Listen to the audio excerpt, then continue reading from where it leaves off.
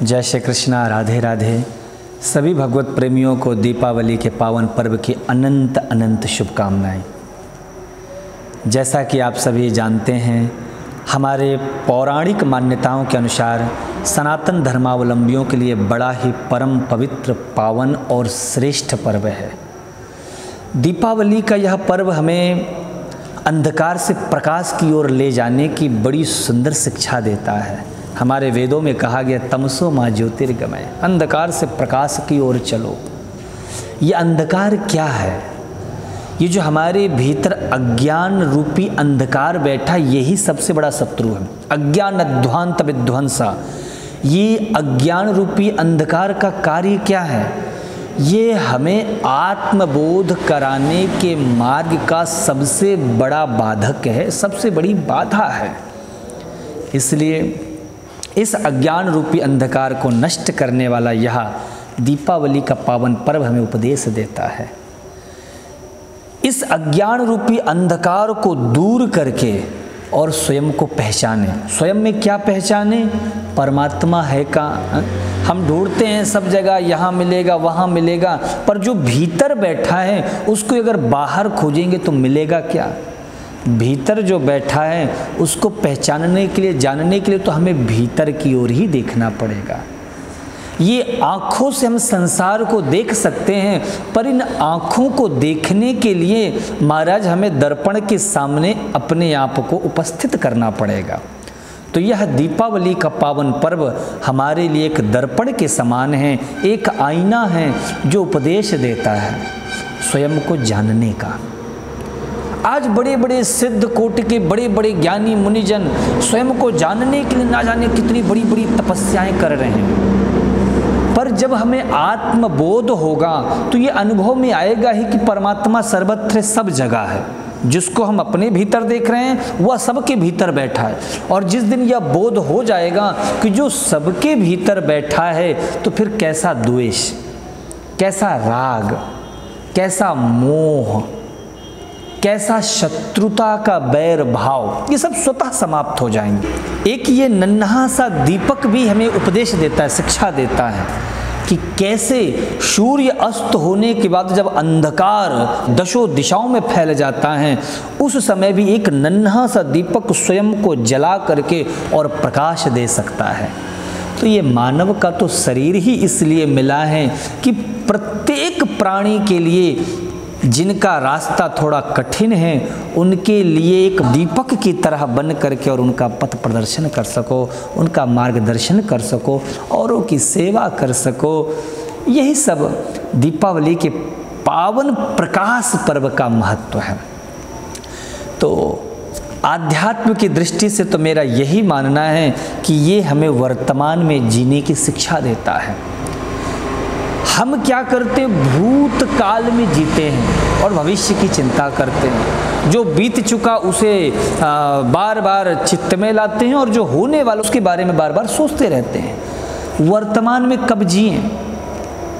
जो वर्तमान में जीता है वही इस दीपावली के पर्व को समझ सकता है।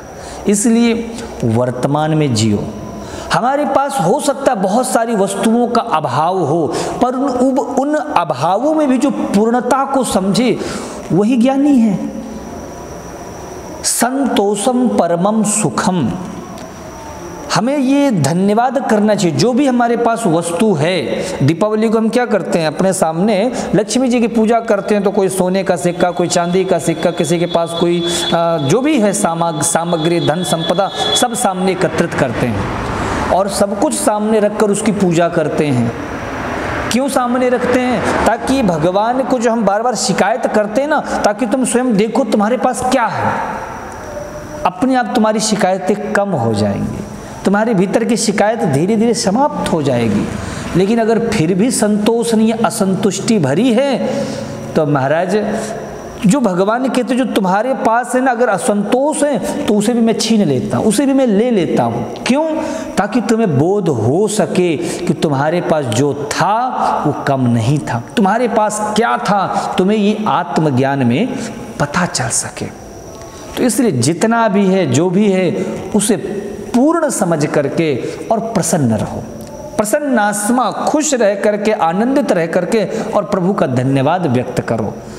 दीपावली के दिन हम सभी लक्ष्मी जी की पूजा करते हैं। कई जगह ऐसी चर्चाएं सुनने को मिलती हैं, कल्पांतर भेद हो सकता है कि इसी दिन ही जब समुद्र मंथन हुआ 14 रत्नों में प्रकट हुई थी, तब से यह दीपावली का पर्व मनाया जा रहा है। एक बड़ी प्राचीन कथा है, हमारे भगवान श्री राम जब 14 वर्ष का वनवास पूर्ण करके आए थे तो अयोध्या में घर घर में दीपक जलाए गए। तब से यह दीपावली का पावन पर्व मनाया जा रहा है। प्रभु का विजय, वनवास काल पूर्ण और रावण का वध, तो इन सब कारणों से दीपावली का त्यौहार मनाते हैं। ऐसी भी कथा आती है कि पांडवों ने जब अज्ञात वर्ष पूर्ण किया तो उस समय भी यह दीपावली का पर्व था। कुछ जगहों में यह भी चर्चा सुनने को मिलती है कि श्री महाराज भर्तरी, जो बड़ा सुंदर वैराग्य शतक की रचना करते हैं,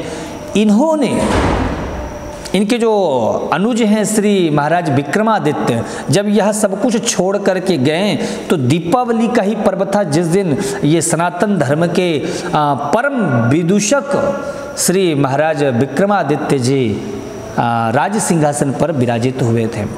और भी कथाएं हैं, जगह जगह वर्णन आते हैं। एक श्री जैन धर्म में भी ऐसा वर्णन आता है, जो जैन धर्म के 24वें तीर्थकर हैं श्री भगवान महावीर जी, इनका भी निर्वाण इसी दिन हुआ था, इसीलिए दूसरे दिन से महाराज निर्वाण संवत माना जाता है और जैन धर्म की ये बड़ी पुरानी प्राचीन परंपरा है।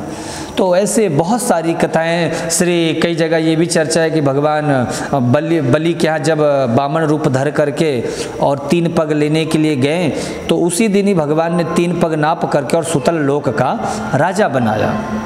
तो सुतल लोक का राज्य दे करके और बलि की स्मरण की याद के लिए, सम्मान के लिए दीपावली का त्यौहार प्रारंभ किया गया। तो ऐसे और भी बहुत सारी पुराणांतरों में चर्चाएं होती हैं, तो इसके बहुत सारे महत्व हैं।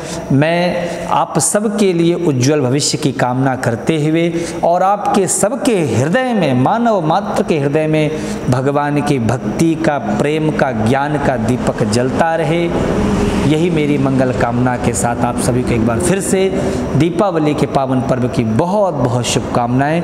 आप सबका मंगल हो, कल्याण हो। साथ में हमारा जो YouTube चैनल है श्री बाल व्यास विवेक जी महाराज, इसे भी आप सब्सक्राइब कर लेंगे ताकि हमारे साथ आप लोग बराबर जुड़े रहें और जो भी हमारे मन के जो विचार हैं आप तब तक पहुंचती रहे, हमारी कथाएं, सत्संग, भजन इत्यादि आप सब तक पहुंचते रहे। इसके लिए आप हमारे चैनल को भी सब्सक्राइब करेंगे। आप सभी भक्तों को एक बार फिर से दीपावली की बहुत बहुत मंगलमय शुभकामनाएं। जय श्री कृष्णा, राधे राधे।